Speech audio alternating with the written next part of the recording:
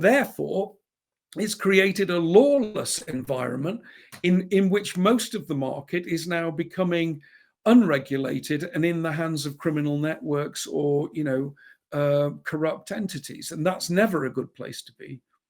And I mean, as you said, South Africa's got a well-established, very sophisticated illicit trade market, not only in tobacco, and vaping would just fall perfectly in line with what's happening over there.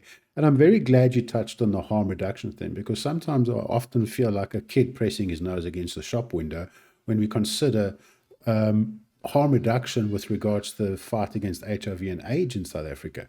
At one stage there was this denialism, and there was this objection against pharmaceuticals and being pragmatic with free condoms and free prophylactis ARVs and so forth and so on. And now we've got almost the same situation with tobacco, but we have forgotten all of that learnings, and particularly around our society, from HIV and AIDS. And it's becoming so frustrating to say, because we understand how this works in South Africa. Why aren't we using those lessons in dealing with tobacco in South Africa? It's just, I pull my hair out. It's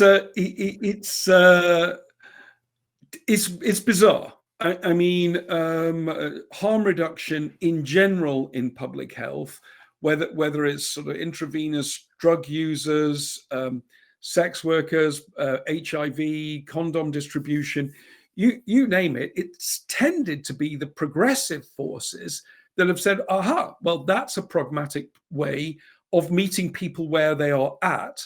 We will do things that solve their problems in a way that works for them.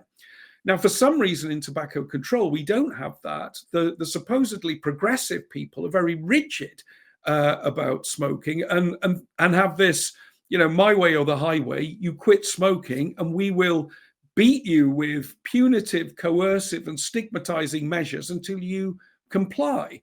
Now, that's odd to me. And I think that persists partly because those people have identified themselves as opponents of the tobacco industry rather than allies of the people who are generally at risk.